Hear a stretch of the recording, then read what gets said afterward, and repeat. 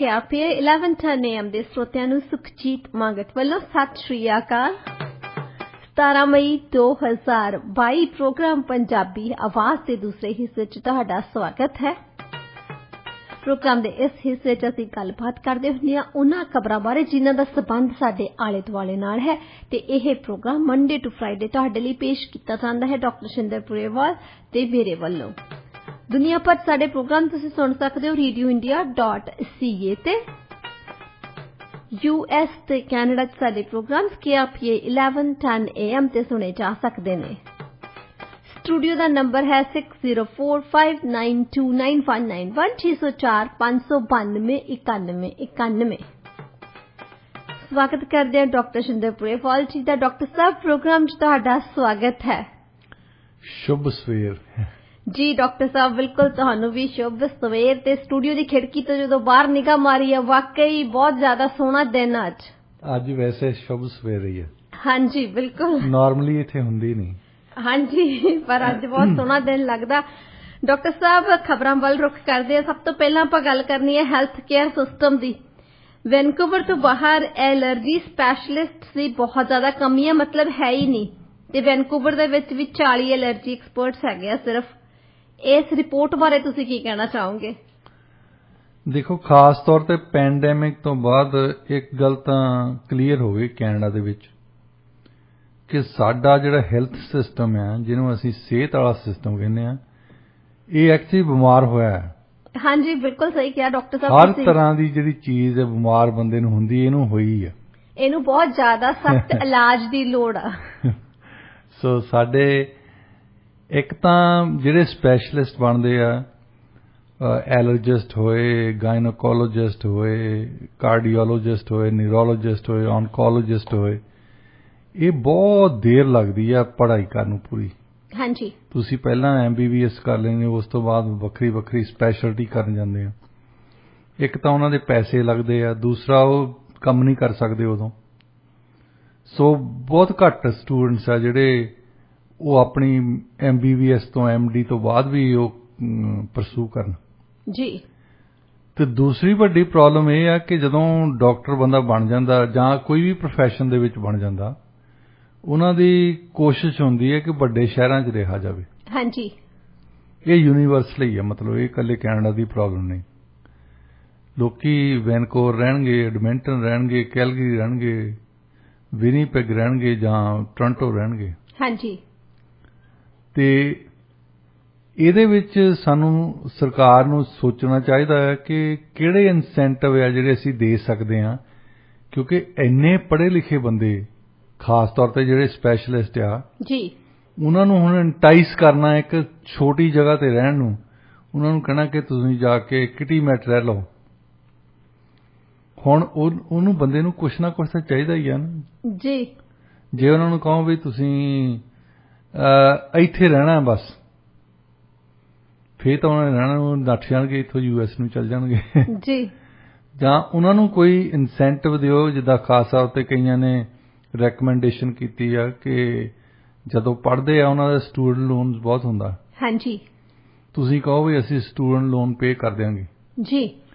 ਜਾਂ ਤੁਸੀਂ ਜਿੱਦਾਂ ਫੈਡਰਲ ਸਰਕਾਰ ਦੇ ਰੇਟਸ ਆ, ਉਹਨਾਂ ਨੇ ਰੇਟ ਬੰਨੇ ਆ, ਜੇ ਵੈਨਕੂਵਰ 'ਚ ਸਰਵ ਕਰਦੇ ਆ ਤਾਂ ਤੁਹਾਡਾ ਘੱਟ ਹੁੰਦਾ ਆ ਸੈਲਰੀ, ਨਾਰਥ ਦੇ ਵਿੱਚ ਕਰਦੇ ਆ ਜ਼ਿਆਦਾ ਹੁੰਦੀ ਹੈ, ਯੂਕੌਨ ਵਗੈਰਾ ਜਾਂਦੇ ਆ ਉੱਥੇ ਜ਼ਿਆਦਾ, ਬਿਲਕੁਲ ਹੀ ਜ਼ਿਆਦਾ ਹੁੰਦੀ ਹੈ। ਹਾਂਜੀ, ਸੋ ਇਸ ਤਰੀਕੇ ਦੇ ਨਾਲ ਕੋਈ ਨਾ ਕੋਈ ਇਨਸੈਂਟਿਵ ਹੋਵੇ ਨਾ ਕੋਈ ਜੀ, ਤੇ ਉਹ ਫਿਰ ਇੱਕ ਵਾਰੀ ਜੇ ਬੰਦਾ ਕੋਈ ਜਾ ਕੇ ਰਹਿਣ ਲੱਗ ਪਵੇ ਛੋਟੇ ਸ਼ਹਿਰ ਦੇ ਵਿੱਚ, ਤਾਂ ਉਹਨਾਂ ਦੇ ਕੋਲ ਇੱਕ ਰੀਜ਼ਨ ਬਣ ਜਾਂਦਾ, ਕਿਉਂਕਿ ਬੱਚੇ ਸਕੂਲੇ ਜਾਣ ਲੱਗ ਪੈਂਦੇ ਆ, ਉਹਨਾਂ ਦੇ ਦੋਸਤ ਮਿੱਤਰ ਬਣ ਜਾਂਦੇ ਆ, ਸ਼ਾਇਦ ਉਹ ਉੱਥੇ ਹੀ ਰਹਿਣ, ਉਹਨਾਂ ਦਾ ਦਿਲ ਲੱਗਣ ਲੱਗ ਜਾਂਦਾ। ਫਿਰ ਉੱਥੇ ਉਹਨਾਂ ਦਾ ਦਿਲ ਲੱਗਣ ਲੱਗ ਪੈਂਦਾ। ਅਸੀਂ ਹੁਣ ਪਿੰਡਾਂ ਦੇ ਵਿੱਚ ਜੰਮੇ ਪੜ੍ਹੇ ਆ, ਸਾਨੂੰ ਸੁਪਨੇ ਹਾਲੇ ਤਾਂ ਵੀ ਪਿੰਡ ਦੇ ਹੀ ਆਉਂਦੇ ਆ।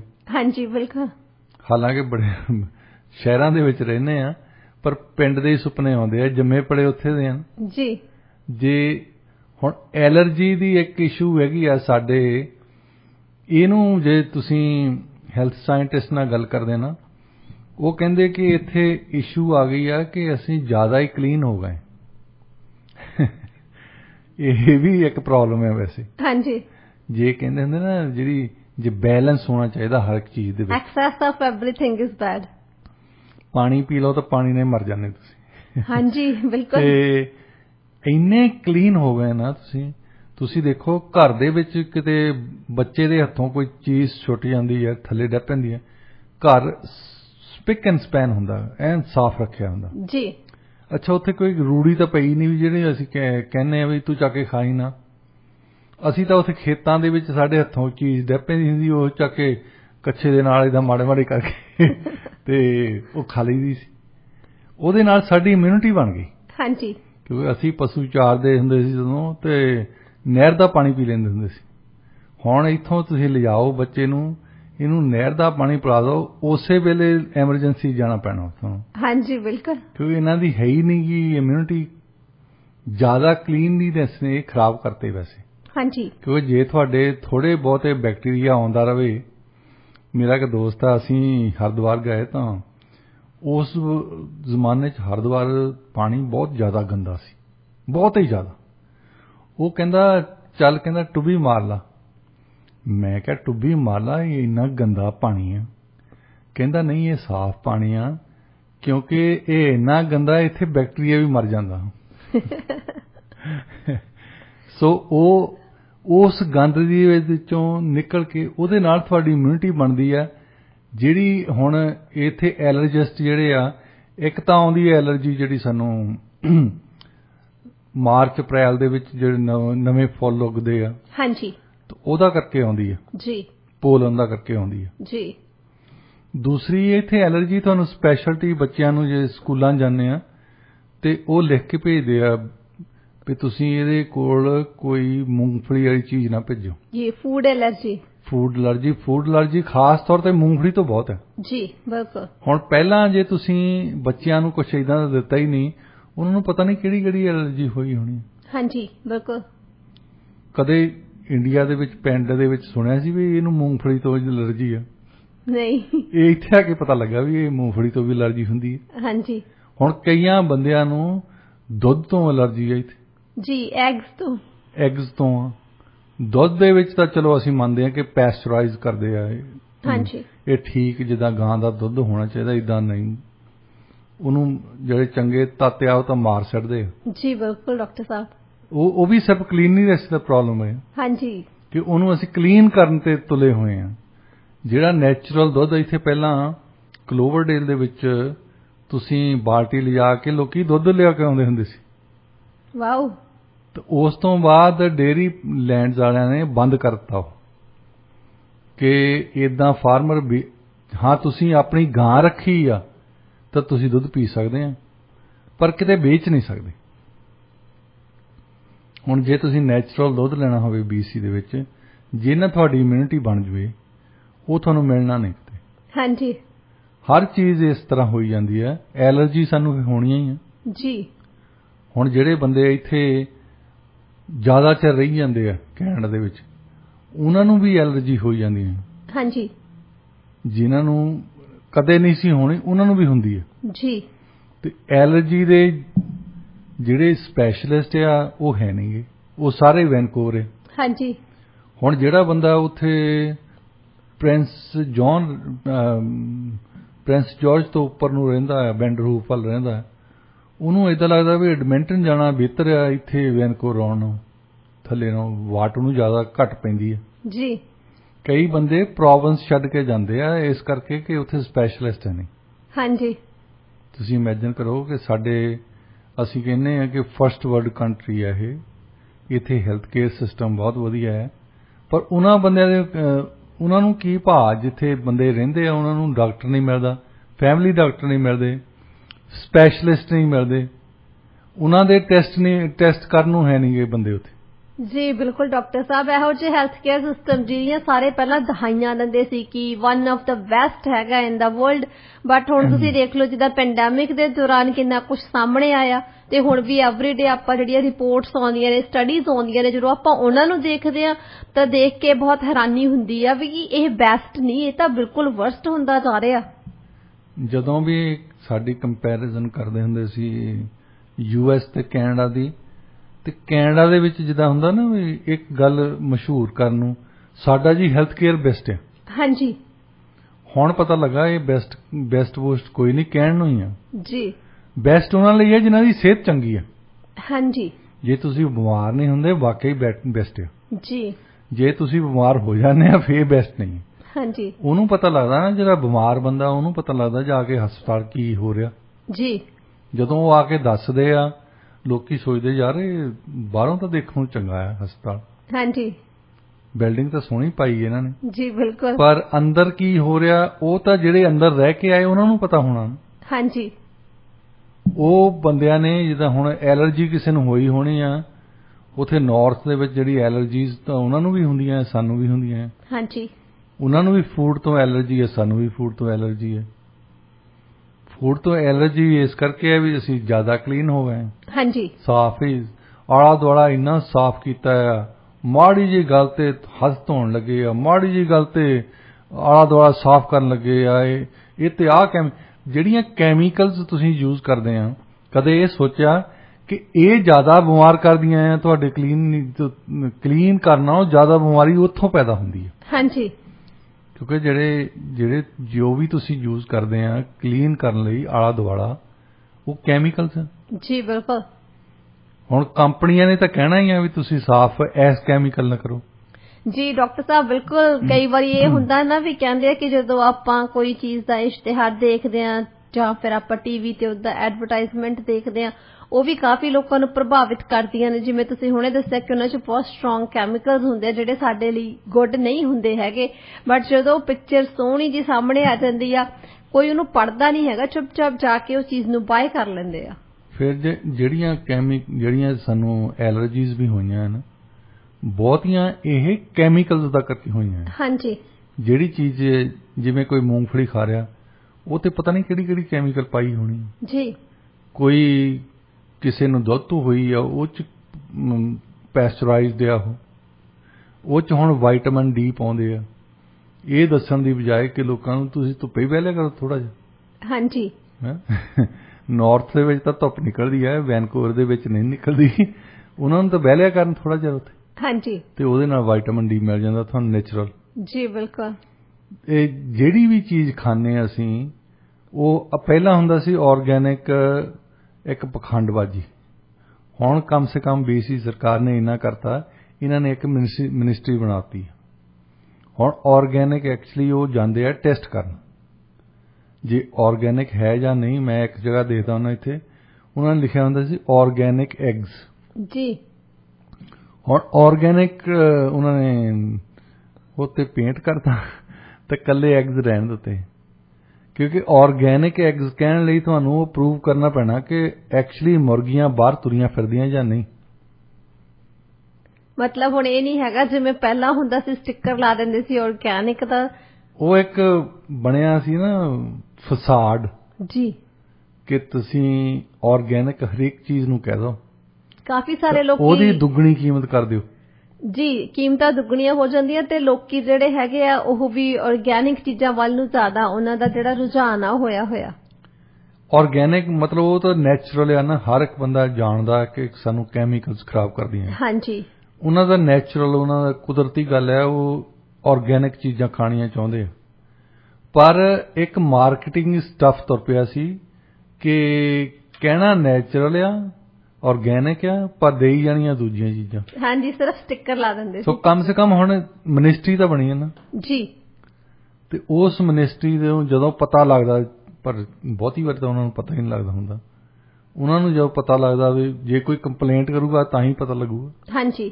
ਜੇ ਕੋਈ ਐਫਰਟ ਕਰਦਾ ਉਹੋ ਹੀ ਸੱਦ ਸਕਦਾ ਉਹਨਾਂ ਨੂੰ ਵੀ ਆਹ ਬੰਦੇ ਆਰਗੈਨਿਕ ਕਹਿ ਕੇ ਉਹ ਦੂਜਾ ਸਮਾਨ ਵੇਚ ਰਹੇ।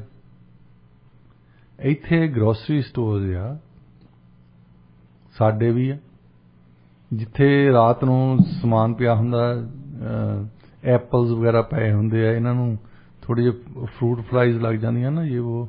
ਹਾਂਜੀ। ਇਹ ਸਪਰੇਅ ਕਰ ਦਿੰਦੇ ਰਾਤ ਨੂੰ। ਹਾਂਜੀ। ਵਿਚ ਇਜ਼ ਡੇਂਜਰਸ। ਯੈਸ। ਤੇ ਲੋਕੀ ਖਾਂਦੇ ਆ, ਉਹਨਾਂ ਦੇ ਨਾਲ ਐਲਰਜੀ ਹੋਣੀ। ਹਾਂਜੀ ਡਾਕਟਰ ਸਾਹਿਬ, ਬਿਲਕੁਲ ਤੁਸੀਂ ਸਹੀ ਕਿਹਾ। ਡਾਕਟਰ ਸਾਹਿਬ, ਆਪਾਂ ਗੱਲਬਾਤ ਕਰ ਰਹੇ ਸੀ ਹੈਲਥ ਕੇਅਰ ਸਿਸਟਮ ਦੀ, ਜੋ ਕਿ ਬਿਮਾਰ ਆ, ਤੇ ਕੈਨੇਡਾ ਦੇ ਜਿਹੜੇ ਪ੍ਰੀਮੀਅਰਸ ਹੈਗੇ ਆ ਉਹ ਵੀ ਬਿਲਕੁਲ ਸੁੱਤੇ ਪਏ ਆ ਹੈਲਥ ਕੇਅਰ ਸਿਸਟਮ ਬਿਮਾਰ ਹੋ ਗਿਆ ਤੇ ਪ੍ਰੀਮੀਅਰ ਗੂੜੀ ਨੀਂਦ ਦੇ ਵਿੱਚ ਆ। ਸਿਰਫ ਸਸਕੈਚੁਅਨ ਦੇ ਪ੍ਰੀਮੀਅਰ ਹੈਗੇ ਆ ਸਕਾਟ ਮੋ ਜਿਹੜੇ ਜਾਗ ਰਹੇ ਨੇ ਤੇ ਬਾਰ-ਬਾਰ ਉਹਨਾਂ ਨੇ ਟਵੀਟ ਕੀਤਾ ਕਿ ਆਟਵਾ ਸਿਹਤ ਸੰਭਾਲ ਦੇ ਖਰਚਿਆਂ ਦਾ 50% ਫੰਡ ਕਰਦਾ ਸੀ, ਪਰ ਹੁਣ ਉਹ ਸਿਰਫ 22% ਹੀ ਦਿੰਦੇ ਆ। ਇਸ ਰਿਪੋਰਟ ਤੇ ਤੁਸੀਂ ਕੀ ਕਹਿਣਾ ਚਾਹੋਗੇ?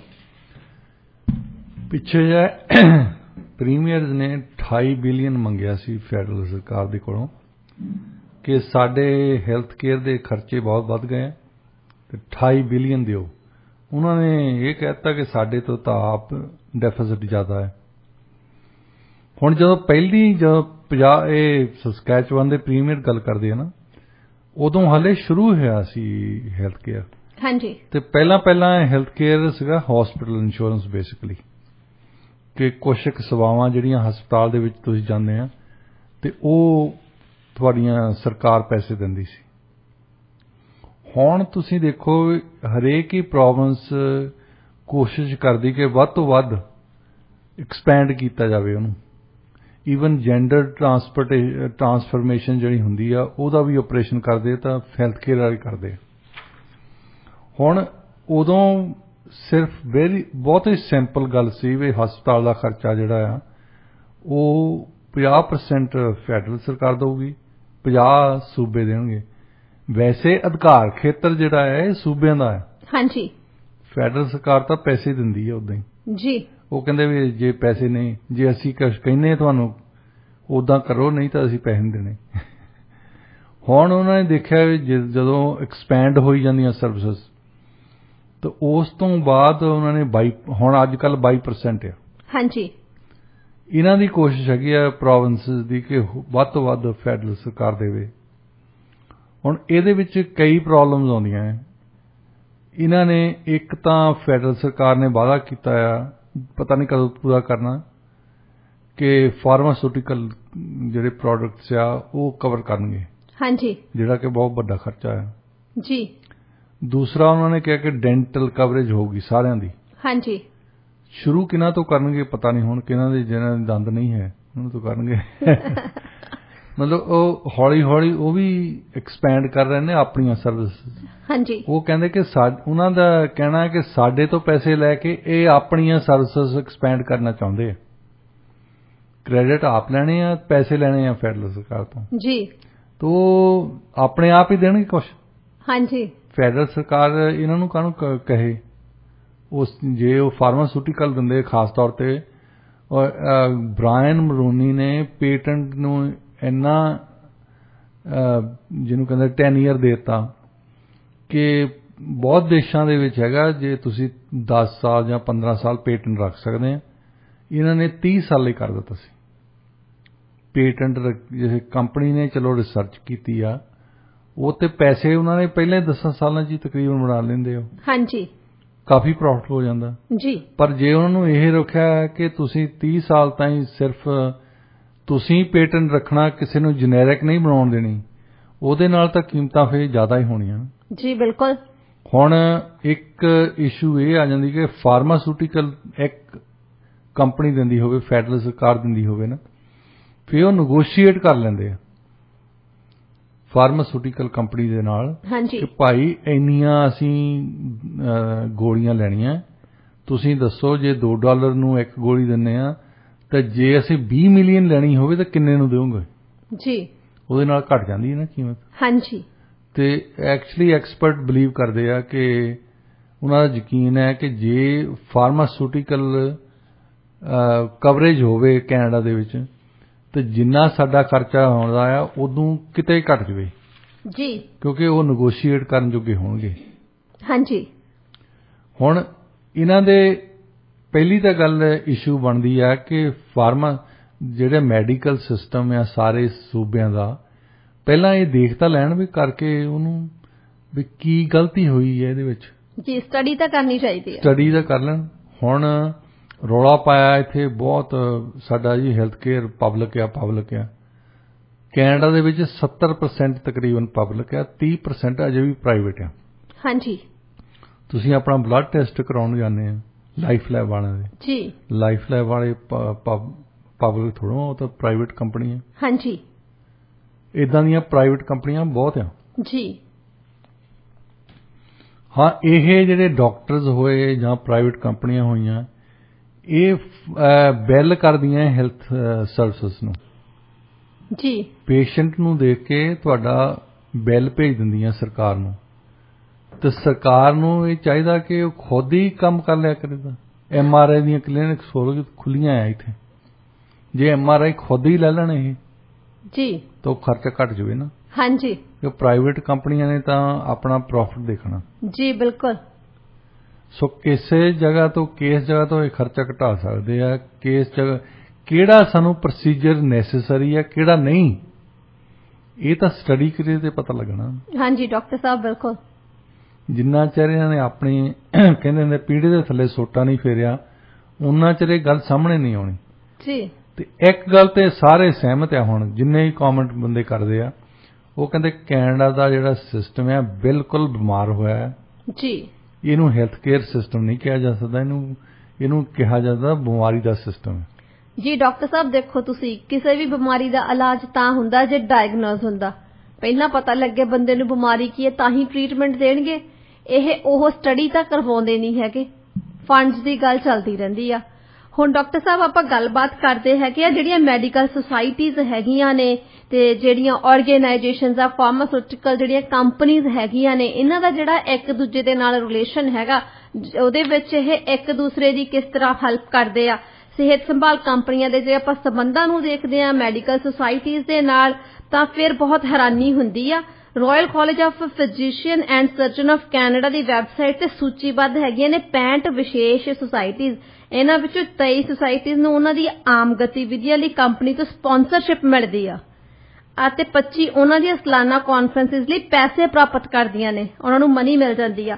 ਕੋਈ ਵੀ ਸੁਸਾਇਟੀ ਇਹ ਨਹੀਂ ਦੱਸਦੀ ਕਿ ਉਹਨਾਂ ਨੂੰ ਵਿਅਕਤੀਗਤ ਕੰਪਨੀਆਂ ਤੋਂ ਕਿੰਨਾ ਪੈਸਾ ਮਿਲਦਾ, ਅਤੇ ਸਿਰਫ 2 ਹੀ ਕੁੱਲ ਰਕਮ ਨੂੰ ਜਨਤਕ ਕਰਦੇ ਆ ਜਿਹੜੀ ਉਹਨਾਂ ਨੂੰ ਦਾਨ ਵਜੋਂ ਪ੍ਰਾਪਤ ਹੁੰਦੀ ਆ। ਹੁਣ ਇਸ ਬਾਰੇ ਤੁਸੀਂ ਕੀ ਕਹੋਗੇ? ਦੇਖੋ, ਜਿਹੜੇ ਫਾਰਮਾਸਿਊਟੀਕਲ ਕੰਪਨੀਆਂ, ਉਹਨਾਂ ਨੇ ਤਾਂ ਆਪਣਾ ਪ੍ਰੋਡਕਟ ਵੇਚਣਾ ਹੈ। ਹਾਂਜੀ, ਉਹ ਤਾਂ ਇਹ ਚਾਹਣਗੇ ਕਿ ਸਾਡੀਆਂ ਗੋਲੀਆਂ ਵਿਕਣ, ਸਾਡੀਆਂ ਦਵਾਈਆਂ ਵਿਕਣ। ਹੁਣ ਮੈਡੀਕਲ ਪ੍ਰੋਫੈਸ਼ਨ ਦਾ ਇੱਕ ਐਥਿਕ ਹੈ ਕਿ ਉਹਨਾਂ ਨੂੰ ਫਾਰਮਾਸਿਊਟੀਕਲ ਕੰਪਨੀ ਤੋਂ ਬਾਹਰ ਹੋ ਕੇ ਦੇਖਣਾ ਚਾਹੀਦਾ ਵੀ ਕਿਹੜੀ ਦਵਾਈ ਵਧੀਆ ਹੈ ਤੇ ਕਿਹੜੀ ਘਟੀਆ ਹੈ ਜੀ। ਹੁਣ ਜੇ ਜਿੱਦਾਂ ਇਹ ਖਾਸ ਤੌਰ ਤੇ ਜਿਹੜੇ ਸਪੈਸ਼ਲਿਸਟ ਐਸੋਸੀਏਸ਼ਨ ਹੈ, ਜਿਨ੍ਹਾਂ ਦੀ ਗਾਇਨੋਕੋਲੋਜਿਸਟ ਦੀ ਆਪਣੀ ਆ, ਕਾਰਡੀਓਲੋਜਿਸਟ ਦੀ ਆਪਣੀ ਆ, ਨਿਊਰੋਲੋਜਿਸਟ ਦੀ ਆਪਣੀ ਆ, ਇਹ ਫਿਰ ਕਰਦੇ ਆ ਕਾਨਫਰੰਸਿਸ ਵਗੈਰਾ। ਹੁਣ ਇਹ ਸੁਸਾਇਟੀਜ਼ ਕਰਦੀਆਂ ਕਾਨਫਰੰਸਿਸ, ਉੱਥੇ ਪੇਪਰ ਪੜ੍ਹੇ ਜਾਂਦੇ ਆ, ਉਹਨਾਂ ਦੇ ਵਿੱਚ ਜਿਹੜੀ ਸਪਾਂਸਰਸ਼ਿਪ ਆ ਉਹ ਫਾਰਮਾਸਿਊਟੀਕਲ ਕੰਪਨੀ ਵਾਲੇ ਕਰਦੇ ਆ। ਹਾਂਜੀ, ਉਹ ਕਹਿਣਗੇ ਹੁਣ ਤੁਸੀਂ ਜਾਂਦੇ ਆ ਆਟਵਾ ਦੇ ਵਿੱਚ ਕਾਨਫਰੰਸ ਅਟੈਂਡ ਕਰਨ, ਕਿਉਂਕਿ ਉਹਨਾਂ ਨੇ ਪੈਸੇ ਦਿੱਤੇ ਆ। ਹਾਂਜੀ, ਤੁਹਾਨੂੰ ਕਹਿਣਗੇ ਚਲੋ ਜਿਹੜਾ $200 ਨੂੰ ਕਮਰਾ ਮਿਲਦਾ ਸੀ ਤੁਹਾਨੂੰ 60 ਨੂੰ ਦੇ ਦਾਂਗੇ ਜੀ। ਇਹਦਾ ਮਤਲਬ ਪੈਸੇ ਉਹ ਲਾ ਰਹੇ ਜਿਹੜੇ ਉਹ ਇੱਕ ਆਸ ਤੇ ਲਾ ਰਹੇ ਆ। ਹਾਂਜੀ, ਕਿ ਤੁਸੀਂ ਸਾਡਾ ਪ੍ਰੋਡਕਟ ਇਹਨੂੰ ਗਾਹਾਂ ਵੇਚੋਗੇ ਜੀ। ਕਿਉਂਕਿ ਜਦੋਂ ਸੁਸਾਇਟੀਆਂ ਨੂੰ ਕੰਪਨੀਆਂ ਤੋਂ ਪੈਸਾ ਮਿਲਦਾ ਤਾਂ ਉਹ ਆਮ ਤੌਰ ਤੇ ਆਪਣੀਆਂ ਵੈਬਸਾਈਟਸ ਤੇ ਕੰਪਨੀਆਂ ਦੇ ਲੋਗੋ ਨੂੰ ਲਗਾ ਲੈਂਦੇ ਆ। ਇਹ ਇੱਕ ਪਾਸੇ ਹੈ। ਦੂਸਰੀ ਜਿਹੜੀ ਹੁਣ ਇੱਕ ਮਿਸਾਲ ਹੈ, ਗਾਇਨੋਕੋਲੋਜਿਸਟ 2 ਦਵਾਈਆਂ ਦਿੰਦੇ ਸਭ ਤੋਂ ਜ਼ਿਆਦਾ। ਹਾਂਜੀ, ਕੰਟਰਾਸੈਪਟਿਵਸ ਪ੍ਰਸਕ੍ਰਾਈਬ ਕਰਦੇ ਹੋ ਜੀ। ਉਹ ਜਿਹੜੀਆਂ ਕੰਪਨੀਆਂ ਆ ਉਹ ਉਹਨਾਂ ਦੇ ਸਪਾਂਸਰਸ ਆ। ਹਾਂਜੀ, ਡਾਇਰੈਕਟ ਲਿੰਕ ਆ ਉਹਨਾਂ ਦਾ। ਹਾਂਜੀ, US ਦੇ ਵਿੱਚ ਵੀ ਇਦਾਂ ਹੀ ਲਿੰਕ ਹੈਗੇ ਆ। ਪਰ ਉਹਨਾਂ ਨੇ ਇੱਕ ਗੱਲ ਕੀਤੀ, ਚੰਗੀ ਕੀਤੀ, ਕਿ ਜਿੰਨੇ ਮੈਡੀਕਲ ਸਕੂਲ ਆ ਉੱਥੇ ਜਿੰਨੇ ਵਿਦਿਆਰਥੀ ਪੜ੍ਹਦੇ ਆ, ਜਿਹੜੇ ਮੈਡੀਕਲ ਪ੍ਰੋਫੈਸਰ ਆ ਉੱਥੇ, ਜੇ ਉਹਨਾਂ ਦੇ ਵਿੱਚੋਂ ਕੋਈ ਵੀ ਪ੍ਰੋਫੈਸਰ ਫੰਡਿੰਗ ਲੈਂਦਾ ਨਾ ਫਾਰਮਾਸਿਊਟੀਕਲ ਇੰਡਸਟਰੀ ਤੋਂ, ਉਹ ਲੈ ਕੇ ਮੈਡੀਕਲ ਸਟੂਡੈਂਟਸ ਨੂੰ ਪੜ੍ਹਾ ਨਹੀਂ ਸਕਦਾ ਜੀ। ਇਹ ਉਹ ਡੀਲਿੰਕ ਕੀਤਾ ਉਹਨਾਂ ਨੇ। ਸਾਡੇ ਉਹ ਵੀ ਹੈ ਨਹੀਂਗਾ, ਸਾਡੇ ਨਹੀਂ ਹੈਗਾ। ਨਹੀਂ, ਸਾਡੇ ਜੇ ਕੋਈ ਪ੍ਰੋਫੈਸਰ ਆ ਹੁਣ ਉਹ ਪੜ੍ਹਾ ਰਿਹਾ ਆ, ਉਹਦਾ ਇਨਫਲੂਐਂਸ ਬਹੁਤ ਪੈਂਦਾ ਬੱਚਿਆਂ ਤੇ। ਹਾਂਜੀ, ਬਿਲਕੁਲ। ਉਹ ਆ ਕੇ ਸੋਚਦੇ ਥੋੜ੍ਹਾ, ਜੋ ਪੜ੍ਹਾਇਆ ਸੀ ਉਹ ਨੋਟ ਦੇਖਦੇ ਆ, ਉਹਨਾਂ ਨੇ ਪ੍ਰੋਫੈਸਰ ਨੇ ਆਹ ਦਵਾਈ ਕਿਹਾ ਸੀ, ਇਹੀ ਦਵਾਈ ਦੇਈ ਜਾਂਦੇ ਜੀ। ਤੇ ਉਹਦੇ ਨਾਲ ਡਾਇਰੈਕਟਲੀ ਮਤਲਬ ਉਹਨੂੰ ਤਾਂ ਫੰਡਿੰਗ ਮਿਲਦੀ ਆ ਜੀ। ਹੁਣ ਉਹਨੇ ਕਿੰਨੇ ਸਟੂਡੈਂਟਸ ਨੂੰ ਪ੍ਰਭਾਵਿਤ ਕੀਤਾ ਹੈ। ਹਾਂਜੀ, ਕਿੰਨੇ ਸਟੂਡੈਂਟਸ ਜਿਹੜੇ ਉਹ ਟੈਸਟ ਕਰ ਰਹੇ ਆ ਫਿਰ ਦੂਸਰੇ ਆਪਣੇ ਪੇਸ਼ੈਂਟਸ ਤੇ। ਹਾਂਜੀ, ਬਹੁਤੀ ਵਾਰੀ ਤਾਂ ਡਾਕਟਰ ਟੈਸਟ ਹੀ ਕਰਦੇ ਹੁੰਦੇ ਆ ਵੈਸੇ ਜੀ। ਟੈਸਟ ਵੀ ਉਹਨਾਂ ਦੇ ਕਰਦੇ ਆ ਜਿਹੜੀਆਂ ਫਾਰਮਾਸਿਊਟੀਕਲ ਕੰਪਨੀਜ਼ ਦੇ ਰੈਪਸ ਉਹਨਾਂ ਨੂੰ ਜਾ ਕੇ ਕਹਿੰਦੇ ਆ ਇਟਲੀ ਦੇ ਵਿੱਚ ਫਲਾਣੇ ਥਾਂ ਸੈਮੀਨਾਰ ਹੋਣਾ ਆ, ਤੁਹਾਨੂੰ ਉੱਥੇ ਵਧੀਆ 4 ਦਿਨ ਕੱਟਿਓ। ਹਾਂਜੀ। ਇਹ ਪਹਿਲੀ ਤਾਂ ਗੱਲ ਇਹਨਾਂ ਨੂੰ ਪਤਾ ਹੀ ਨਹੀਂ ਹੁੰਦਾ ਤੁਹਾਨੂੰ ਕੀ ਬਿਮਾਰੀ ਆ। ਹਾਂਜੀ। ਸੁਣ ਕੇ ਪਹਿਲੀ ਸੁਣ ਲਵੇ ਤਾਂ ਫਿਰ ਉਹਨਾਂ ਨੂੰ ਦੇਖਦੇ ਆ ਕਿ ਚਲੋ ਅੰਦਾਜ਼ਾ ਜਿਹਾ ਮਾਰ ਕੇ ਆਹਾ ਜਿਹੜੀ ਉਹਨਾਂ ਦੇ ਕੋਲ ਫਾਰਮਾਸਿਊਟੀਕਲ ਰੈਪ ਕਹਿ ਕੇ ਗਿਆ ਆ ਆਹ ਦਵਾਈ ਲੈ ਲਾ, 2 ਹਫ਼ਤਿਆਂ ਬਾਅਦ ਫੇਰ ਚੇਂਜ ਕਰਾਂਗੇ, ਤੁਸੀਂ ਹੁਣ ਗਿਣੀ ਪੈ ਗਿਆ। ਸੂਰਾਂ ਤੇ ਬੰਦਾ ਅਪਲਾਈ ਕਰੇ ਤਾਂ ਜੁਦੀ ਗੱਲ ਹੈ ਜੀ, ਬੰਦਾ ਤਾਂ ਇਨਸਾਨ ਹੀ ਹੈ ਨਾ ਜੀ। ਜੀ ਬਿਲਕੁਲ। ਉਹ ਤੇ ਟੈਸਟ ਕਰਕੇ ਦੇਖੀ ਜਾਣੀ 2 ਹਫ਼ਤੇ ਆ 2 ਹਫ਼ਤੇ ਆ 3 ਹਫ਼ਤੇ ਆ। ਹਾਂਜੀ। ਕੋਈ ਤਾਂ ਕਰੂਗੀ ਕੰਮ ਜੀ, ਨਹੀਂ ਤਾਂ ਬੰਦਾ ਮਰ ਜਾਊਗਾ, ਕੋਈ ਗੱਲ ਨਹੀਂ। ਹਾਂਜੀ। ਉਹ ਕਹਿਣਗੇ ਵੀ ਚਲੋ ਸਾਰੀਆਂ ਨਹੀਂ ਕੰਮ ਕੀਤੀਆਂ ਮਤਲਬ ਆਪਣੀ ਸਟੱਡੀ ਪੂਰੀ ਕਰ ਲੈਂਦੇ ਨਾ। ਹਾਂਜੀ। ਇਸ ਤਰ੍ਹਾਂ ਡਾਇਰੈਕਟਲੀ ਫਾਰਮਾਸਿਊਟੀਕਲ ਇੰਡਸਟਰੀ ਦਾ ਜਿਹੜਾ ਲਿੰਕ ਆ ਇਹਨਾਂ ਦੀ ਸੋਸਾਇਟੀ ਦੇ ਨਾਲ ਬੜਾ ਡੇਂਜਰਸ ਹੈ। ਔਰ ਖਾਸ ਤੌਰ ਤੇ ਡਾਕਟਰਸ ਨੂੰ ਇੱਕ UFT ਦਾ ਮੈਡੀਕਲ ਦਾ ਪ੍ਰੋਫੈਸਰ ਸੀ, ਉਹ ਕਹਿੰਦਾ ਕਿ ਜਿਹੜੇ ਸਾਡੇ ਡਾਕਟਰ ਆ ਇਹਨਾਂ ਨੂੰ ਖੁਦ ਨਹੀਂ ਪਤਾ ਕਿ ਇਹਦੇ ਸਾਈਡ ਇਫੈਕਟ ਕੀ ਹੈ। ਰੀਅਲੀ? ਯਾ, ਉਹ ਕਹਿੰਦਾ ਮੇਰੇ ਸਟੂਡੈਂਟ ਹੈ ਜੇ ਉਹਨਾਂ ਨੂੰ ਇਹ ਨਹੀਂ ਪਤਾ ਕਿ ਇਹਦੇ ਸਾਈਡ ਇਫੈਕਟਸ ਕੀ ਆ, ਤੁਹਾਨੂੰ ਕੀ ਦੱਸਣਗੇ ਜੀ। ਕਿੰਨੇ ਕੁ ਬੰਦੇ ਆ ਜਿਹੜੇ ਦੇਖਦੇ ਆ ਜਾ ਕੇ ਪੜ੍ਹਦੇ ਆ ਇੰਟਰਨੈਟ ਤੇ ਕਿ ਇਹਦੇ ਸਾਈਡ ਇਫੈਕਟ ਕੀ ਹੈ। ਹੋ ਸਕਦਾ ਇੰਟਰਨੈਟ ਤੇ ਵੀ ਪੂਰੇ ਨਾ ਹੋਣ, ਬਿਕਾਜ਼ ਡਾਕਟਰ ਸਾਹਿਬ ਬੰਦਿਆਂ ਦਾ ਡਾਕਟਰ ਤੇ ਯਕੀਨ ਹੁੰਦਾ ਵੀ ਜੇ ਕੋਈ ਉਹਨੇ ਮੈਡੀਸਨ ਉਹਨਾਂ ਨੂੰ ਦਿੱਤੀ ਆ। ਬਹੁਤੇ ਲੋਕੀ ਤਾਂ ਇਹੀ ਸੋਚਦੇ ਆ ਕਿ ਉਹ ਬੈਸਟ ਹੈ ਨਾ, ਤਾਂ ਫਿਰ ਉਹ ਰਿਸਰਚ ਨਹੀਂ ਕਰਦੇ। ਰਿਸਰਚ ਉਦੋਂ ਕਰਦੇ ਜਦੋਂ ਵੈਸੇ ਖੁਦ ਕੋਈ ਚੀਜ਼ ਆਪ ਬਾਏ ਕਰਨ ਨੂੰ ਜਾਂਦੇ ਆ ਫਾਰਮੇਸੀ ਤੇ। ਅਸੀਂ ਸ਼ਬਦ ਯੂਜ਼ ਕਰਦੇ ਹਾਂ ਰੱਬ, ਤਾਂ ਡਾਕਟਰ ਤਾਂ ਰੱਬ ਹੁੰਦਾ। ਹਾਂਜੀ। ਰੱਬ ਵਰਗਾ ਯਕੀਨ ਆ ਜੀ। ਬਿਲਕੁਲ। ਪਰ ਇਹਨਾਂ ਨੂੰ ਪਤਾ ਨਹੀਂ ਵੀ ਰੱਬ ਦੇ ਪਿੱਛੇ ਤਾਂ ਫਾਈਜ਼ਰ ਵਾਲੇ ਆ। ਹਾਂਜੀ। ਰੱਬ ਨੂੰ ਸਪਾਂਸਰ ਕੀਤਾ ਹੈ ਫਾਈਜ਼ਰ ਕੰਪਨੀ ਵਾਲਿਆਂ ਨੇ ਜੀ। ਤਾਂ ਉਹ ਜਿਹੜਾ ਲਿੰਕ ਆ ਉਹ ਸਾਫ਼ ਹੋਣਾ ਚਾਹੀਦਾ ਔਰ ਟੁੱਟਣਾ ਚਾਹੀਦਾ ਪਹਿਲੀ ਗੱਲ। ਹਾਂਜੀ। ਵੀ ਇੱਕ ਹੀ ਕੰਪਨੀ ਦੀਆਂ ਤੁਸੀਂ ਗੋਲੀਆਂ ਦੇਈ ਜਾਂਦੇ ਆ, ਇਸ ਕਰਕੇ ਕਿ ਉਹ ਤੁਹਾਡੀਆਂ ਕਾਨਫਰੰਸ ਨੂੰ ਸਪਾਂਸਰ ਕਰਦੇ ਆ, ਤੁਹਾਨੂੰ ਪੈਸੇ ਦਿੰਦੇ ਆ ਕਿਸੇ ਨਾ ਕਿਸੇ ਤਰੀਕੇ ਨਾਲ। ਇਹ ਬਿਲਕੁਲ ਐਥੀਕਲ ਇਸ਼ੂ ਆ। ਹਾਂਜੀ। ਕਾਫੀ ਅਨਐਥੀਕਲ ਤੁਸੀਂ ਕਹ ਲਓ ਜੀ। ਬਿਲਕੁਲ ਡਾਕਟਰ ਸਾਹਿਬ, ਹੁਣ ਇਹ ਜਿਹੜੀ ਰਿਪੋਰਟ ਆਉਣ ਤੋਂ ਬਾਅਦ ਸੋਸ਼ਲ ਮੀਡੀਆ ਤੇ ਵੀ ਕਾਫੀ ਜ਼ਿਆਦਾ ਇਹਦੇ ਬਾਰੇ ਗੱਲਬਾਤ ਹੋਈ ਆ। ਡਾਕਟਰ ਸਾਹਿਬ ਰੁੱਖ ਕਰਦੇ ਆ ਜੀ ਅਗਲੀ ਖਬਰ ਵੱਲ। ਹਰ ਸਾਲ ਦੁਨੀਆ ਭਰ 'ਚ 120 ਮਿਲੀਅਨ ਤੋਂ ਵੱਧ ਲੈਬੋਰਟਰੀਜ਼ ਦੇ ਵਿੱਚ ਚੂਹੇ ਤੇ ਚੂਹੀਆਂ ਤੇ ਐਕਸਪੈਰੀਮੈਂਟ ਕੀਤੇ ਜਾਂਦੇ ਆ ਵੱਖ-ਵੱਖ ਜਿਹੜੀਆਂ ਬਿਮਾਰੀਆਂ ਨੇ ਉਹਨਾਂ ਦਾ ਇਲਾਜ ਕਰਨ ਦੇ ਲਈ।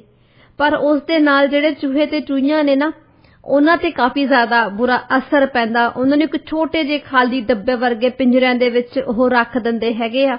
ਇਹ ਜਿਹੜੀ ਸਟੱਡੀ ਆ, ਜਿਹੜੀ ਇਹ ਰਿਪੋਰਟ ਆਈ ਹੈਗੀ, ਇਹਦੇ ਵਿੱਚ ਉਹਨਾਂ ਨੇ ਇਹ ਕਿਹਾ ਕਿ ਜਿਹੜੀਆਂ ਇਹ ਕਰਦੇ ਆ ਐਕਸਪੈਰੀਮੈਂਟ ਕਰਦੇ, ਇਹਦਾ ਕੋਈ ਨਤੀਜਾ ਤਾਂ ਨਹੀਂ ਆਉਂਦਾ, ਪਰ ਹਾਂ ਬੇਜ਼ੁਬਾਨ ਚੂਹੇ ਚੂਹੀਆਂ ਤੇ ਬਹੁਤ ਜ਼ਿਆਦਾ ਮਾੜਾ ਅਸਰ ਪੈਂਦਾ। ਇਸ ਬਾਰੇ ਤੁਸੀਂ ਕੀ ਕਹਿਣਾ ਚਾਹੋਗੇ? ਦੇਖੋ, ਚੂਹਿਆਂ ਦਾ ਜਿੱਦਾਂ ਅਸੀਂ ਬਾਇਓਲੋਜੀ ਦੇ ਵਿੱਚ ਯਾਦ ਆ ਮੈਨੂੰ ਕਿ ਪਹਿਲਾਂ ਡੱਡੂ ਨੂੰ ਕੱਟਦੇ ਹੁੰਦੇ ਸੀ। ਹਾਂਜੀ। ਤੇ ਕਈ ਬਾਇਓਲੋਜੀ ਇਸ ਕਰਕੇ ਛੱਡ ਦਿੰਦੇ ਸੀ ਕਿ ਡੱਡੂ ਕੱਟਣਾ ਬਹੁਤ ਔਖਾ ਲੱਗਦਾ ਸੀ ਜੀ। ਬਿਲਕੁਲ। ਚੂਹਿਆਂ ਦੀ ਜਿਹੜੀ ਬਾਇਓਲੋਜੀ ਜੈਨੇਟਿਕਲੀ ਆ, ਬਿਹੇਵੀਅਰ ਆ ਉਹਨਾਂ ਦਾ, ਉਹ ਸਾਡੇ ਵਰਗਾ ਆ ਵੈਸੇ, ਇਨਸਾਨ ਵਰਗਾ। ਹਾਂਜੀ। ਤੇ ਇਸ ਕਰਕੇ ਚੂਹਿਆਂ ਤੇ ਜ਼ਿਆਦਾ ਸਟੱਡੀ ਕਰਦੇ ਆ ਜੀ।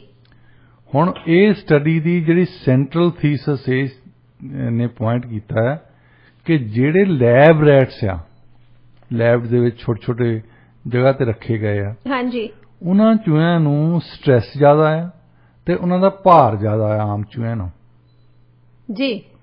ਸੋ ਉਹ ਕਹਿੰਦੇ ਕਿ ਇਹ ਕੁਐਸਚਨ ਮਾਰਕ ਹੁਣ ਬਣ ਗਿਆ ਕਿ ਜਿਨ੍ਹਾਂ ਨੂੰ ਸਟ੍ਰੈਸ ਜ਼ਿਆਦਾ ਆ, ਜਿਨ੍ਹਾਂ ਦਾ ਭਾਰ ਜ਼ਿਆਦਾ ਆ, ਕੀ ਉਹ ਉਹਨਾਂ ਤੇ ਸਟੱਡੀ ਕਰਨੀ ਠੀਕ ਆ?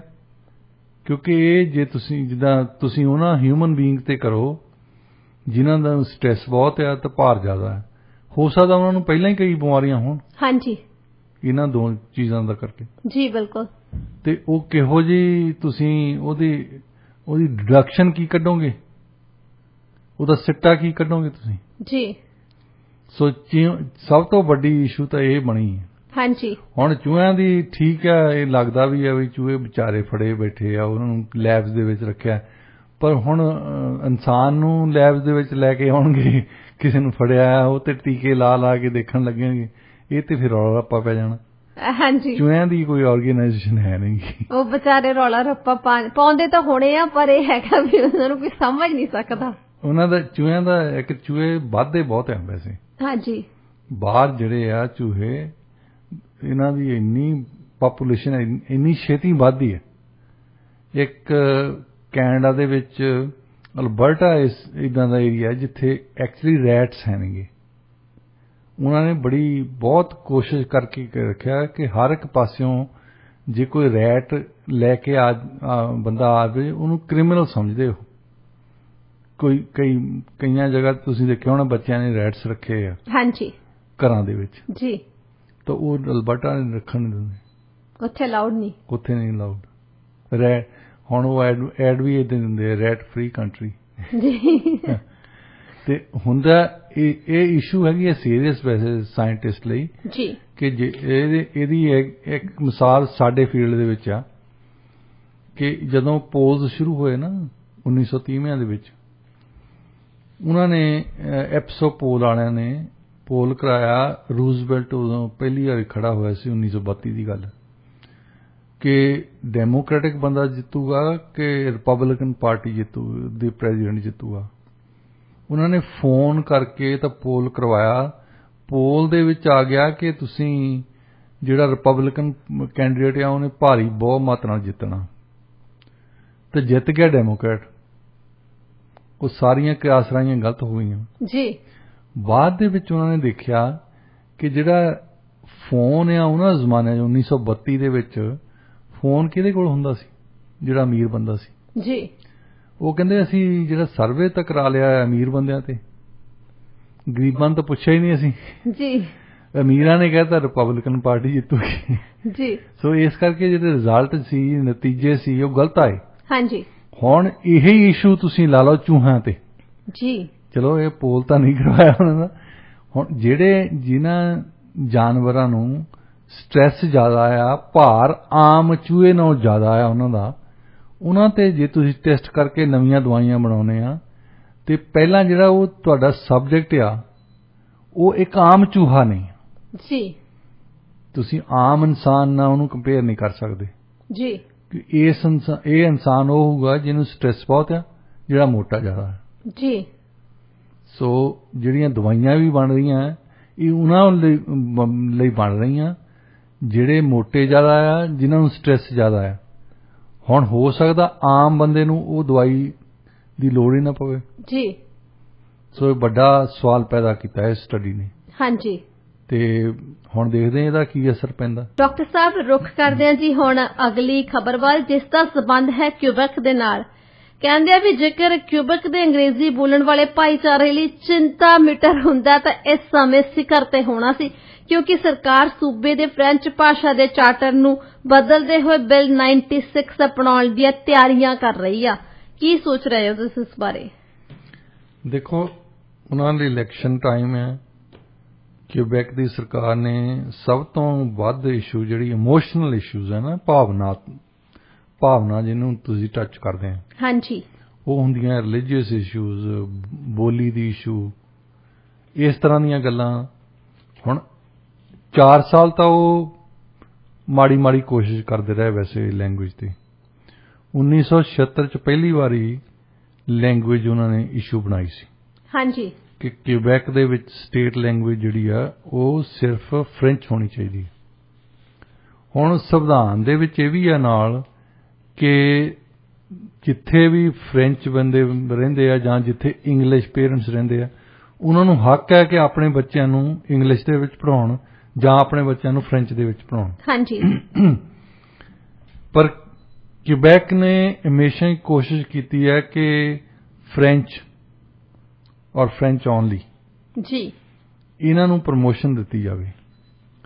ਲੈਂਗੁਏਜ ਲਾਜ਼ ਬਣਾਏ ਆ, ਸਾਈਨ ਲਾਜ਼ ਤੇ ਇਸ਼ੂ ਬਣਾਈ ਆ ਉਹਨਾਂ ਨੇ।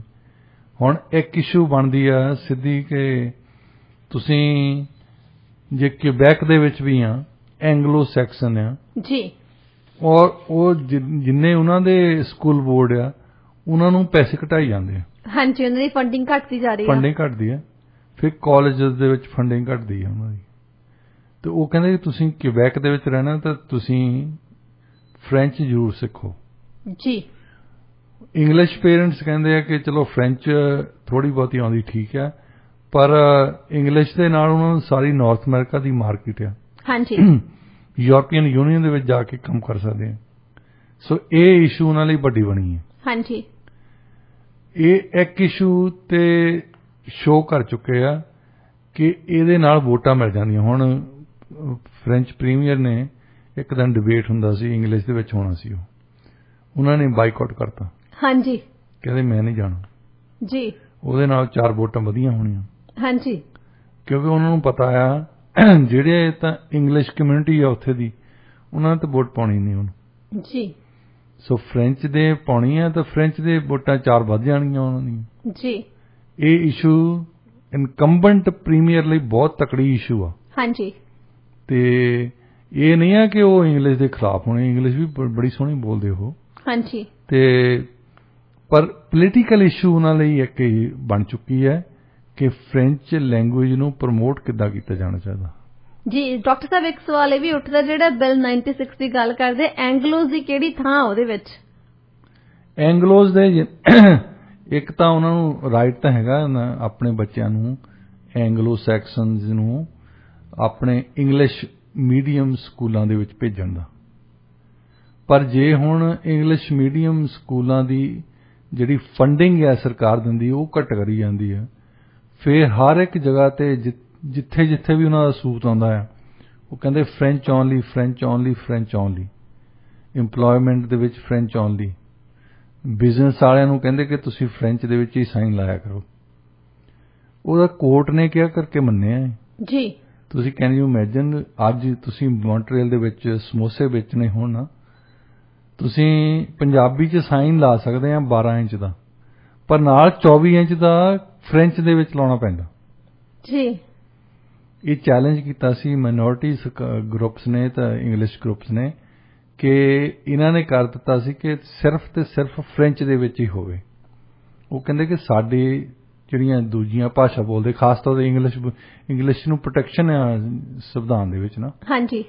ਸੋ ਉਹ ਚਲ ਗਿਆ ਕੋਰਟ 'ਚ, ਉਹ ਮੰਨ ਤਾਂ ਗਏ। ਉਹ ਕਹਿੰਦੇ ਠੀਕ ਹੈ, ਕੋਈ ਗੱਲ ਨਹੀਂ, ਤੁਸੀਂ ਇੰਗਲਿਸ਼ ਦੇ ਵਿੱਚ ਲਾ ਲਓ, ਤੁਸੀਂ ਫ੍ਰੈਂਚ ਦੇ ਵਿੱਚ, ਤੁਸੀਂ ਪੰਜਾਬੀ 'ਚ ਲਾ ਲਓ, ਤੁਸੀਂ ਚਾਈਨੀਜ਼ 'ਚ ਲਾ ਲਓ, ਪਰ ਸੋ ਲੌਂਗ ਤੁਹਾਡਾ ਫ੍ਰੈਂਚ ਸਾਈਨ ਦੁੱਗਣਾ ਆ ਨਾ, ਉਹਨਾਂ 'ਚ ਠੀਕ ਹੈ, ਉਹਨਾਂ 'ਚ ਕੋਈ ਪ੍ਰੋਬਲਮ ਨਹੀਂ। ਪ੍ਰੋਮਿਨੈਂਟ ਇਹੀ ਹੋਣੀ ਚਾਹੀਦੀ ਫ੍ਰੈਂਚ। ਜੀ। ਡਾਕਟਰ ਸਾਹਿਬ, ਰੁੱਖ ਕਰਦੇ ਆ ਹੁਣ ਅਗਲੀ ਖਬਰ ਵੱਲ। ਇੰਟਰਨੈਸ਼ਨਲ ਐਨਰਜੀ ਏਜੰਸੀ ਦੇ ਅੰਕੜਿਆਂ ਦਾ ਹਵਾਲਾ ਦਿੰਦੇ ਹੋਏ ਬਲੂਮਬਰਗ ਦੀ ਇੱਕ ਰਿਪੋਰਟ ਆਈ ਆ, ਜਿਸ ਦੇ ਵਿੱਚ ਉਹਨਾਂ ਨੇ ਰੂਸ ਦੀ ਜਿਹੜੀ ਤੇਲ ਨਿਰਯਾਤ ਆਮਦਨੀ ਹੈਗੀ ਆ, ਜਿਹੜੀ ਇਨਕਮ ਹੈਗੀ ਆ ਉਹਨਾਂ ਦੀ, 2022 ਦੀ ਸ਼ੁਰੂਆਤ ਤੋਂ ਲਗਭਗ ਉਹਦੇ ਵਿੱਚ 50% ਤੱਕ ਵਾਧਾ ਹੋਇਆ। ਜਿਹੜੀ ਇਸ ਏਜੰਸੀ ਦੀ ਮੰਥਲੀ ਮਾਰਕੀਟ ਰਿਪੋਰਟ ਆਈ ਆ, ਉਹਦੇ ਵਿੱਚ ਇਹ ਕਿਹਾ ਗਿਆ ਕਿ ਮਾਸਕੋ ਨੇ ਕਰੂਡ ਆਇਲ ਤੇ ਆਇਲ ਰਿਲੇਟਡ ਪ੍ਰੋਡਕਟਸ ਦੀ ਜਿਹੜੀ ਸੇਲ ਆ ਨਾ, ਇਸ ਸਾਲ ਹਰ ਮਹੀਨੇ ਲਗਭਗ $20 ਮਿਲੀਅਨ ਦੀ ਕਮਾਈ ਕੀਤੀ ਹੈ। Billion sorry. ਬਲੂਮਬਰਗ ਵਾਲੇ ਨਿਊਯਾਰਕ ਤੋਂ ਦਿੰਦੇ ਖਬਰਾਂ, ਇਹ ਬਿਜ਼ਨਸ ਰਿਲੇਟਡ। ਤੁਸੀਂ ਇੱਥੇ ਦੇਖ ਸਕਦੇ ਕਿ ਹਾਥੀ ਦੇ ਦੰਦ ਕਹਿਣ ਨੂੰ ਦਿਖਾਲਣ ਨੂੰ ਹੋ ਰਿਹਾ, ਖਾਣ ਨੂੰ ਹੋ ਰਿਹਾ ਤੇ ਦਿਖਾਉਣ ਦੇ ਹੋ ਰਿਹਾ। ਹਾਂਜੀ। ਜਿੰਨੀਆਂ ਵੈਸਟਰਨ ਕੰਟਰੀਜ਼, ਜਿੰਨੇ ਇਹਨਾਂ ਦੀ ਐਲਾਈਜ਼ ਆ, ਸਾਰੇ ਸੈਂਕਸ਼ਨ ਹਰ ਰੋਜ਼ ਹੀ ਰੌਲਾ ਪਾਉਂਦੇ। ਹਾਂਜੀ। ਤਾਂ ਉਹਦਾ ਅਸਰ ਦੇਖੋ ਕੀ ਹੋਇਆ। ਅਸਰ ਇਹ ਹੋਇਆ ਕਿ ਪਹਿਲਾਂ ਜਿੰਨਾ ਉਹਨਾਂ ਦਾ ਤੇਲ ਵਿਕਦਾ ਸੀ, ਉਦੋਂ ਜ਼ਿਆਦਾ ਹੋ ਗਿਆ। ਮਤਲਬ 50% ਹੋ ਰਿਹਾ, ਡੂਢਾ ਹੋ ਗਿਆ ਉਹਨਾਂ ਦਾ। ਹਾਂਜੀ। ਉਹਨਾਂ ਦੀ ਇਨਕਮ ਵੱਧ ਗਈ ਜੀ। ਤੇ ਇਹਦੇ ਨਾਲ ਹੀ ਅੱਗੇ ਖਬਰ ਆ ਚੁੱਕੀ ਆ ਕਿ ਰੂਬਲ ਦੀ ਕੀਮਤ ਪਹਿਲਾਂ ਨਾਲੋਂ ਵੱਧ ਗਈ ਆ ਹੁਣ ਜੀ, ਸਟਰੋਂਗ ਹੋਇਆ ਰੂਬਲ ਵੀ। ਸੋ ਇਹ ਹਿਪੋਕ੍ਰੇਸੀ ਜਿਹੜੀ ਆ ਸਾਰੀ ਦੁਨੀਆ ਤੇ ਚੱਲ ਰਹੀ ਆ। ਕਹਿਣ ਨੂੰ ਤਾਂ ਇਹ ਸੈਂਕਸ਼ਨ ਲਾਉਂਦੇ ਆ, ਹਾਂਜੀ, ਜਿਹੜੀ ਚੀਜ਼ ਚਾਹੀਦੀ ਹੁੰਦੀ ਆ ਉਹ ਲਈ ਜਾਂਦੇ ਆ। ਸੈਂਕਸ਼ਨਸ ਦਾ ਜਿਹੜਾ ਕਹਿ ਲਓ ਕਿ ਅਸਰ ਤਾਂ ਇਹਨਾਂ ਤੇ ਬੁਰਾ ਜ਼ਿਆਦਾ ਹੁੰਦਾ, ਇੱਥੋਂ ਦੇ ਲੋਕੀ ਜ਼ਿਆਦਾ ਉਹ ਚੀਜ਼ ਦੇ ਪ੍ਰਭਾਵ ਦੇ ਵਿੱਚ ਆਉਂਦੇ ਆ, ਉਹਨਾਂ ਨੂੰ ਤਾਂ ਕੋਈ ਫਰਕ ਨਹੀਂ ਪੈਂਦਾ, ਰਸ਼ੀਆ ਵਾਲਿਆਂ ਨੂੰ ਤਾਂ। ਦੇਖੋ, ਜੇ ਜੋ ਬਾਈਡਨ ਨੇ ਸਪੀਚ ਦਿੱਤੀ ਹੈ ਨਾ, ਹਾਂਜੀ, ਉਹਨਾਂ ਨੇ ਕਿਹਾ ਕਿ ਯੂਕਰੇਨ ਰਸ਼ੀਆ ਦੀ ਲੜਾਈ ਦਾ ਕਰਕੇ ਇੱਕ ਕਾਰਨ ਇਹ ਹੋਇਆ ਕਿ ਸੈਂਕਸ਼ਨ ਲਾਉਣ ਦੇ ਨਾਲ ਥੋੜੀ ਜਿਹੀ ਇਨਫਲੇਸ਼ਨ ਵੱਧ ਗਈ।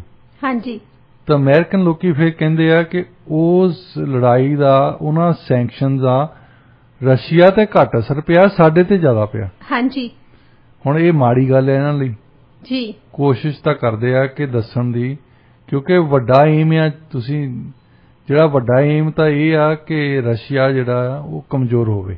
ਹਾਂਜੀ ਹੁਣ ਉਹਦੇ ਲਈ ਇਹਨੂੰ ਸ਼ਾਇਦ ਡੈਮੋਕ੍ਰੈਟਿਕ ਪਾਰਟੀ ਨੂੰ ਹਾਰ ਵੀ ਝੱਲਣੀ ਪਵੇ ਜੀ, ਪਰ ਵੱਡਾ ਏਮ ਨਹੀਂ ਛੱਡ ਸਕਦੇ ਨਾ, ਸਟੇਟ ਦਾ ਵੱਡਾ ਏਮ ਹੈ ਜੀ। ਤੇ ਇਹ ਕੀ ਕਰ ਸਕਦੇ ਆ ਕੀ ਨਹੀਂ ਕਰ ਸਕਦੇ, ਹਿਪੋਕ੍ਰੇਸੀ ਛੱਡ ਸਕਦੇ, ਉਹ ਛੱਡ ਨਹੀਂ ਸਕਦੇ ਕਦੇ। ਹਾਂਜੀ ਕਿਉਂਕਿ ਜਿਹੜੀਆਂ ਚੀਜ਼ਾਂ ਚਾਹੀਦੀਆਂ ਆ ਉਹ ਲਈ ਜਾਂਦੇ ਆ, ਔਰ ਰਸ਼ੀਆ ਇਹਨਾਂ ਦਿਨਾਂ ਦੇ ਵਿੱਚ ਉਹ ਇੰਜੋਏ ਕਰ ਰਿਹਾ। ਔਰ ਤੁਸੀਂ ਦੇਖਿਆ ਹੋਣਾ ਇੰਡੀਆ ਨੂੰ ਕਿੰਨਾ ਉਹਨਾਂ ਨੇ ਤੇਲ ਵੇਚਿਆ। ਹਾਂਜੀ ਇੰਡੀਆ ਨੂੰ ਹੁਣ ਮੌਕਾ ਮਿਲਿਆ ਹੈ ਕਿ ਜੇ ਬਾਕੀ ਦੇਸ਼ ਤੇਲ ਘੱਟ ਇਹਨਾਂ ਤੋਂ ਲੈਂਦੇ, ਅਸੀਂ ਜ਼ਿਆਦਾ ਲੈ ਲੈਂਦੇ। ਹਾਂਜੀ ਉਹ ਆਪਣੇ ਰਿਜ਼ਰਵ ਦੇ ਵਿੱਚ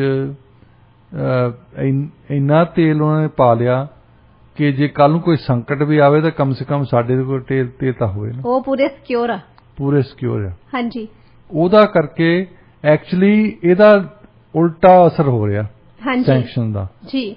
ਤੇ ਜਿਹੜੀਆਂ ਚੀਜ਼ਾਂ ਚਾਹੀਦੀਆਂ ਨਹੀਂ ਸੀ, ਜਾਂ ਗੈਸ ਦੀ ਗੱਲ ਕੀਤੀ ਇਹਨਾਂ ਨੇ, ਗੈਸ ਉਹ ਕਹਿੰਦੇ ਕਿ ਅਸੀਂ ਜ਼ਿਆਦਾ ਲੈ ਲਵਾਂ ਅੱਗੇ ਨਾਲੋਂ। ਹਾਂਜੀ ਤਾਂ ਕਿ ਜਿਨ੍ਹਾਂ ਦੇਸ਼ਾਂ ਨੂੰ ਨਹੀਂ ਦਿੰਦੇ ਇਹ, ਉਹਨਾਂ ਨੂੰ ਅਸੀਂ ਦੇ ਦੇਵਾਂਗੇ ਜੀ। ਇਹ ਬੜਾ ਉਲਟਾ ਚੱਕਰ ਪੈ ਗਿਆ ਨਾ ਜੀ। ਬਿਲਕੁਲ ਡਾਕਟਰ ਸਾਹਿਬ, ਇਸ ਵਕਤ ਸਮਾਂ ਹੋ ਗਿਆ ਜੀ ਅੱਜ ਦੇ ਵਿਚਾਰ ਦਾ। ਤੇ ਅੱਜ ਦਾ ਵਿਚਾਰ ਦੱਸੋ ਜੀ। ਜੀ ਡਾਕਟਰ ਸਾਹਿਬ, ਅੱਜ ਦਾ ਵਿਚਾਰ ਹੈ ਕਿ ਜਿਉਂਦੇ ਸ਼ੇਰ ਦੀ ਪੂੰਛ ਨਹੀਂ ਮਿਲਣੀ ਚਾਹੀਦੀ। ਵਾਹ। ਇਸੇ ਨੋਟ ਤੇ ਅੱਜ ਦਾ ਪ੍ਰੋਗਰਾਮ ਅਸੀਂ ਇੱਥੇ ਹੀ ਸਮਾਪਤ ਕਰਦੇ ਹਾਂ। ਪ੍ਰੋਗਰਾਮ ਤੁਹਾਨੂੰ ਕਿਹੋ ਜਿਹਾ ਲੱਗਿਆ ਸਾਨੂੰ ਦੱਸਣਾ ਜ਼ਰੂਰ। ਤੁਹਾਡੀ ਫੀਡਬੈਕ ਸਾਡੇ ਲਈ ਬਹੁਤ ਜ਼ਿਆਦਾ ਜ਼ਰੂਰੀ ਹੈ। ਸਟੂਡੀਓ ਦਾ ਨੰਬਰ ਹੈ 6045929191 6045959191। ਤੁਸੀਂ ਸਾਨੂੰ ਸਾਡੇ ਸੋਸ਼ਲ ਮੀਡੀਆ ਹੈਂਡਲਸ ਤੇ ਮੈਸੇਜ ਕਰਕੇ ਵੀ ਦੱਸ ਸਕਦੇ ਹੋ। ਸੋਸ਼ਲ ਮੀਡੀਆ ਅਕਾਊਂਟ ਸਾਡੇ ਹੈਗੇ ਆ ਰੇਡੀਓ ਇੰਡੀਆ 1110 ਦੇ ਨਾਂ ਹੇਠ। ਇਸ ਤੋਂ ਇਲਾਵਾ ਤੁਸੀਂ ਸਾਨੂੰ ਈਮੇਲ ਵੀ ਕਰ ਸਕਦੇ ਹੋ info@radioindia.ca ਤੇ। ਜੇਕਰ ਤੁਸੀਂ ਆਪਣੇ ਬਿਜ਼ਨਸ 'ਚ ਵਾਧਾ ਕਰਨਾ ਚਾਹੁੰਦੇ ਹੋ ਤਾਂ ਸਾਡੇ ਨਾਲ ਐਡਵਰਟਾਈਜ਼ ਜ਼ਰੂਰ ਕਰੋ। ਅਸੀਂ ਐਡਵਰਟਾਈਜ਼ਮੈਂਟ ਦੇ ਲਈ ਸਪੈਸ਼ਲ ਪੈਕੇਜਸ ਲਗਾਏ ਹੋਏ। ਤੁਹਾਡੇ ਬਜਟ ਦੇ ਵਿੱਚ ਵੀ ਅਸੀਂ ਤੁਹਾਡੇ ਲਈ ਪੈਕੇਜ ਬਣਾ ਕੇ ਦੇ ਦਿੰਦੇ ਹਾਂ। ਇਸ ਸੰਬੰਧੀ ਜ਼ਿਆਦਾ ਜਾਣਕਾਰੀ ਦੇ ਲਈ ਤੁਸੀਂ ਸਾਨੂੰ ਕਾਲ ਕਰ ਸਕਦੇ ਹੋ 6045929191 ਤੇ 6045929191 ਤੇ। ਪ੍ਰੋਗਰਾਮ 'ਚ ਸਾਥ ਦੇਣ ਲਈ ਬਹੁਤ ਬਹੁਤ ਸ਼ੁਕਰੀਆ।